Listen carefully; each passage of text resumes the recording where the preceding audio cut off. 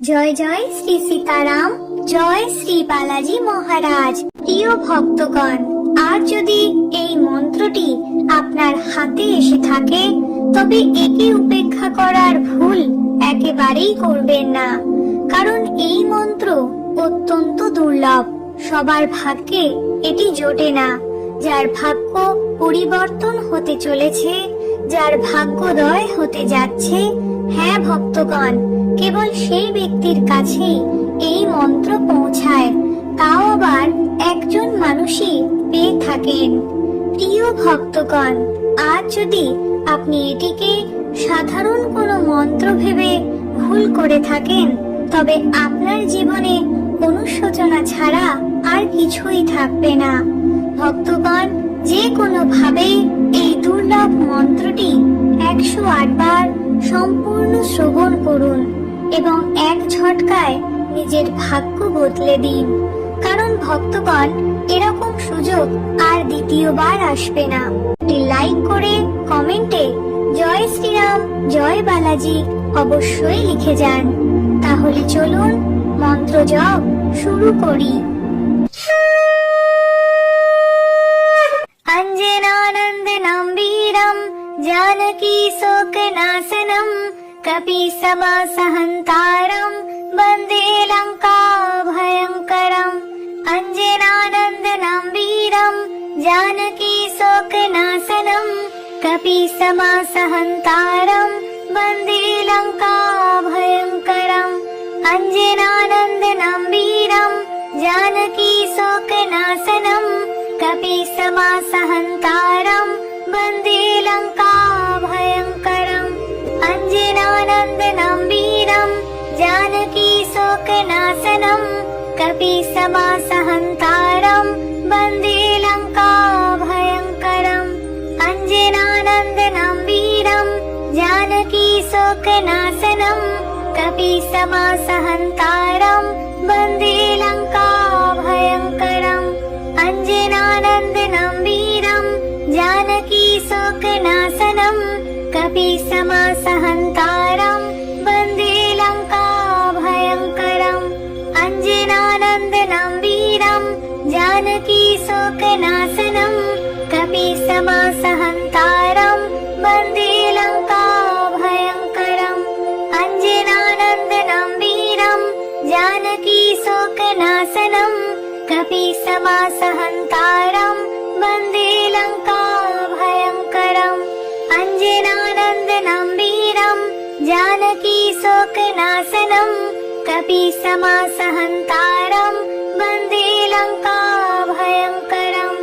अंजनानन्दनं वीरं जानकी शोकनाशनं कपीशमासहन्तारं वन्दे लङ्काभयङ्करम्। अंजनानन्दनं वीरं जानकी शोकनाशनं कपीशमासहन्तारं वन्दे लङ्काभयङ्करम्। अंजनानन्दनं वीरं जानकी शोकनाशनं कपीशमासहन्तारं वन्दे लङ्काभयङ्करम्। अंजनानन्दनं वीरं जानकी शोकनाशनं कपीशमासहन्तारं वन्दे लङ्काभयङ्करम्। अंजनानन्दनं वीरं जानकी शोकनाशनं कपीशमासहन्तारं वन्दे लङ्काभयङ्करम्। अंजनानन्दनं वीरं जानकी शोकनाशनं कपीशमासहन्तारं वन्दे लङ्काभयङ्करम्। अंजनानन्दनं वीरं जानकी शोकनाशनं कपीशमासहन्तारं वन्दे लङ्काभयङ्करम्। अंजनानन्दनं वीरं जानकी शोकनाशनं कपीशमासहन्तारं वन्दे लङ्काभयङ्करम्। अंजनानन्दनं वीरं जानकी शोकनाशनं कपीशमासहन्तारं वन्दे लङ्काभयङ्करम्। अंजनानन्दनं वीरं जानकी शोकनाशनं कपीशमासहन्तारं वन्दे लङ्का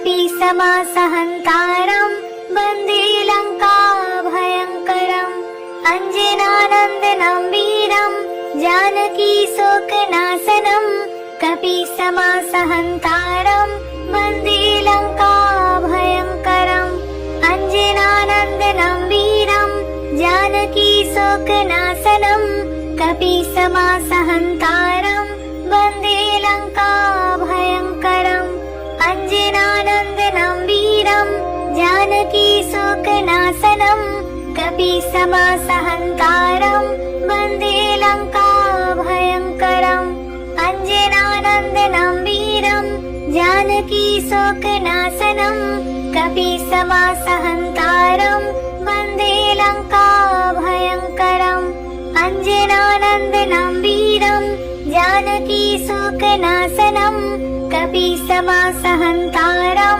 वन्दे लङ्काभयङ्करम् अञ्जनानन्दनं वीरं जानकीशोकनाशनं कपीसमासहन्तारं वन्दे लङ्काभयङ्करम् अञ्जनानन्दनं वीरं जानकीशोकनाशनं कपीसमासहन्तारं वन्दे लङ्काभयङ्करम् अञ्जनानन्दनं वीरं जानकीशोकनाशनं कपीसमासहन्तारं वन्दे लङ्काभयङ्करम् अञ्जनानन्दनं वीरं जानकीशोकनाशनं कपीसमासहन्तारं वन्दे लङ्काभयङ्करम् अञ्जनानन्दनं वीरं जानकीशोकनाशनं कपीसमासहन्तारं वन्दे लङ्काभयङ्करम् अञ्जनानन्दनं वीरं जानकीशोकनाशनं कपीसमासहन्तारं वन्दे लङ्काभयङ्करम् अञ्जनानन्दनं वीरं जानकीशोकनाशनं कपीसमासहन्तारं वन्दे लङ्काभयङ्करम् अञ्जनानन्दनं वीरं जानकीशोकनाशनं कपीसमासहन्तारं वन्दे लङ्काभयङ्करम् अञ्जनानन्दनं वीरं जानकीशोकनाशनं कपीसमासहन्तारं वन्दे लङ्काभयङ्करम् अञ्जनानन्दनं वीरं जानकीशोकनाशनं कपीसमासहन्तारं वन्दे लङ्काभयङ्करम्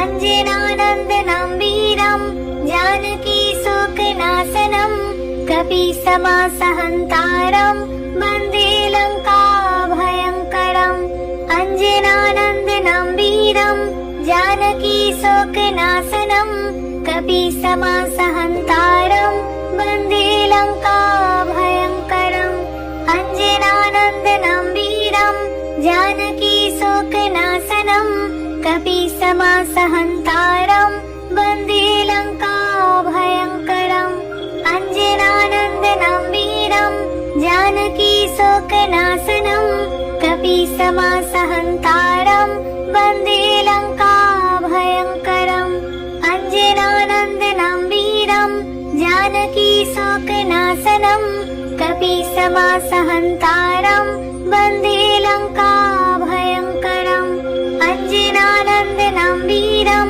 जानकीशोकनाशनं कपीसमासहन्तारं वन्दे लङ्काभयङ्करम् अञ्जनानन्दनं वीरं जानकीशोकनाशनं कपीसमासहन्तारं वन्दे लङ्काभयङ्करम् अञ्जनानन्दनं वीरं जानकीशोकनाशनं कपीसमासहन्तारं वन्दे लङ्का